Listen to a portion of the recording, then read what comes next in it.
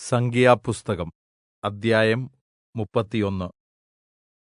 അനന്തരം യഹോവ മോശെയോട് അരുളിച്ചെയ്തത്, യിസ്രായേൽ മക്കൾക്ക് വേണ്ടി മിദ്യാന്യരോട് പ്രതികാരം നടത്തുക. അതിന്റെ ശേഷം നീ നിന്റെ ജനത്തോട് ചേരും. അപ്പോൾ മോശെ ജനത്തോട് സംസാരിച്ചു. മിദ്യാന്യരുടെ നേരെ പുറപ്പെട്ട് യഹോവയ്ക്ക് വേണ്ടി അവരോട് പ്രതികാരം നടത്തേണ്ടതിന് നിങ്ങളിൽനിന്ന് ആളുകളെ യുദ്ധത്തിന് ഒരുക്കുവിൻ. നിങ്ങൾ യിസ്രായേലിന്റെ ഓരോ ഗോത്രത്തിൽ നിന്നും 1000 പേരെ വീതം യുദ്ധത്തിന് അയക്കണം എന്ന് പറഞ്ഞു. അങ്ങനെ യിസ്രായേല്യ സഹസ്രങ്ങളിൽ നിന്ന് ഓരോ ഗോത്രത്തിൽ 1000 പേർ വീതം 12000 പേരെ യുദ്ധസന്നദ്ധരായി വേർതിരിച്ചു. മോശെ ഓരോ ഗോത്രത്തിൽ നിന്ന് 1000 പേർ വീതം വേർതിരിച്ചവരെയും പുരോഹിതനായ എലെയാസാരിന്റെ മകൻ ഫീനെഹാസിനെയും യുദ്ധത്തിന് അയച്ചു. അവന്റെ കൈവശം വിശുദ്ധമന്ദിരത്തിലെ ഉപകരണങ്ങളും ഗംഭീരനാദ കാഹളങ്ങളും ഉണ്ടായിരുന്നു. യഹോവ മോശെയോട് കല്പിച്ചതുപോലെ അവർ മിദ്യാന്യരോട് യുദ്ധം ചെയ്ത് ആണുങ്ങളെ ഒക്കെയും കൊന്നു. നിഹതന്മാരുടെ കൂട്ടത്തിൽ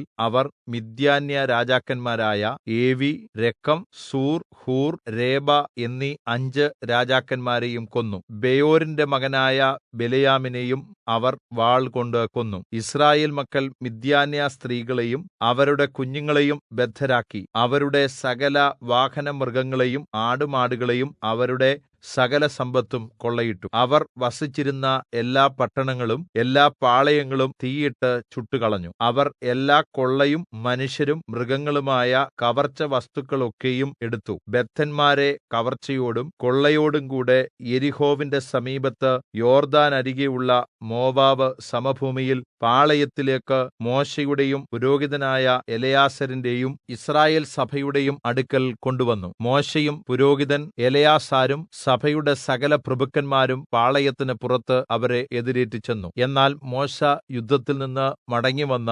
സഹസ്രാധിപന്മാരും ശതാധിപന്മാരുമായ സൈന്യനായകന്മാരോട് കോപിച്ച് സംസാരിച്ചു. നിങ്ങൾ സ്ത്രീകളെയെല്ലാം ജീവനോട് വെച്ചിരിക്കുന്നു. പെയോരിന്റെ സംഗതിയിൽ ബിലെയാമിന്റെ ഉപദേശത്താൽ യിസ്രായേൽ മക്കൾ യഹോവയോട് ദ്രോഹം ചെയ്യുവാനും യഹോവയുടെ സഭയിൽ ബാധയുണ്ടാകുവാനും ഇടയാക്കിയത് ഇവരാണ്. ആകയാൽ ഇപ്പോൾ കുഞ്ഞുങ്ങളിലുള്ള ആണിനെയൊക്കെയും പുരുഷനോടുകൂടി ശയിച്ചിട്ടുള്ള സകല സ്ത്രീകളെയും കൊന്നുകളയുവീൻ. പുരുഷനോടുകൂടി ശയിക്കാത്ത പെൺകുഞ്ഞുങ്ങളെ ജീവനോടെ രക്ഷിക്കുവീൻ. നിങ്ങൾ 7 ദിവസം പാളയത്തിന് പുറത്ത് വസിക്കണം. ഒരുവനെ കൊന്നവനും കൊല്ലപ്പെട്ടവനെ തൊട്ടവനുമെല്ലാം 3-ാം ദിവസവും 7-ാം ദിവസവും അവരെയും അവരുടെ ബദ്ധന്മാരെയും ശുദ്ധീകരിക്കണം. സകല വസ്ത്രവും തോൽകൊണ്ടും കോലാട്ടുരോമം കൊണ്ടും ഉണ്ടാക്കിയതും മരം കൊണ്ടുള്ള സകല സാധനവും ശുദ്ധീകരിക്കുവിൻ. പുരോഹിതനായ എലെയാസാർ യുദ്ധത്തിന് പോയിരുന്ന യോദ്ധാക്കളോട് പറഞ്ഞത്, യഹോവ മോശെയോട് കല്പിച്ചിട്ടുള്ള ന്യായപ്രമാണം ഇതാണ്: പൊന്ന്, വെള്ളി, ചെമ്പ്, ഇരുമ്പ്,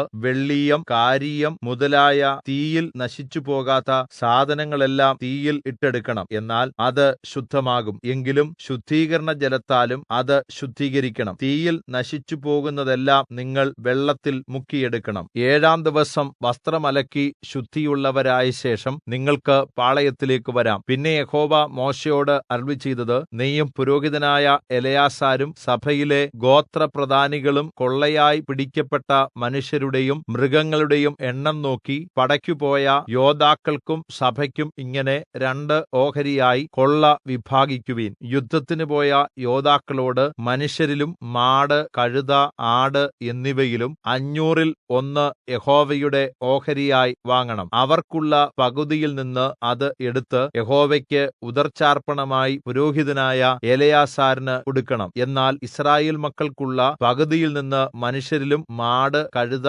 ആട് മുതലായ സകലവിധ മൃഗങ്ങളിലും 50-ൽ 1 എടുത്ത് യഹോവയുടെ തിരുനിവാസത്തിൽ വേല ചെയ്യുന്ന ലേവ്യർക്ക് കൊടുക്കണം. യഹോവ മോശെയോട് കല്പിച്ചതുപോലെ മോശെയും എലെയാസാരും ചെയ്തു. യോദ്ധാക്കൾ കൈവശമാക്കിയതിന് പുറമേയുള്ള കൊള്ള 6,75,000 ആടുകളും 72,000 മാടും 61,000 കഴുതകളും പുരുഷനോടുകൂടി ശയിക്കാത്ത സ്ത്രീകൾ എല്ലാവരും കൂടി 32,000 പേരും ആയിരുന്നു. യുദ്ധത്തിന് പോയവരുടെ ഓഹരിക്കുള്ള പകുതിയിൽ ആടുകൾ 3,37,500. ആടുകളിൽ യഹോവയ്ക്കുള്ള ഓഹരി 675. കന്നുകാലികളിൽ 36,000. അതിൽ യഹോവയ്ക്കുള്ള യഹോവയ്ക്കുള്ള ഓഹരി 72, കഴുതകൾ 30,500, അതിൽ യഹോവയ്ക്കുള്ള ഓഹരി 61, ആളുകളിൽ 16,000, അവരിൽ യഹോവയ്ക്കുള്ള ഓഹരി 32. യഹോവയ്ക്ക് ഉദർച്ചാർപ്പണമായിരുന്ന ഓഹരി യഹോവ മോശെയോട് കല്പിച്ചതുപോലെ മോശെ പുരോഹിതനായ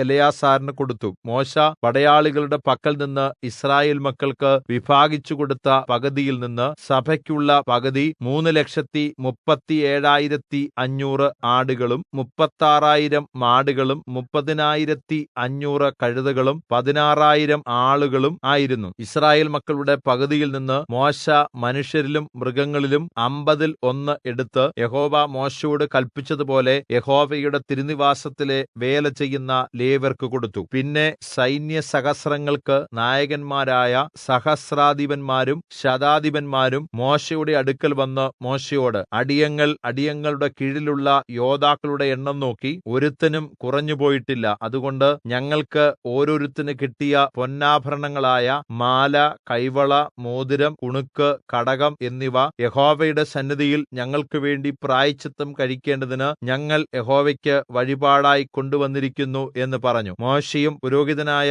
എലെയാസാരും വിചിത്രപ്പണിയുള്ള ആഭരണങ്ങളായ പൊന്ന് അവരോട് വാങ്ങി. സഹസ്രാധിപന്മാരും ശതാധിപന്മാരും യഹോവയ്ക്ക് ഉദർച്ചാർപ്പണം ചെയ്ത പൊന്ന് എല്ലാം കൂടി 16,750 ശേക്കെൽ ആയിരുന്നു. യോദ്ധാക്കളിൽ ഓരോരുത്തനും തനിക്ക് വേണ്ടി കൊള്ളമുതൽ എടുത്തിട്ടുണ്ടായിരുന്നു. മോശെയും പുരോഹിതനായ എലെയാസാരും സഹസ്രാധിപന്മാരോടും ശതാധിപന്മാരോടും ആ പൊന്ന് വാങ്ങി യഹോവയുടെ സന്നിധിയിൽ യിസ്രായേൽ മക്കളുടെ ഓർമ്മയ്ക്കായി സമാഗമന കൂടാരത്തിൽ കൊണ്ടുപോയി.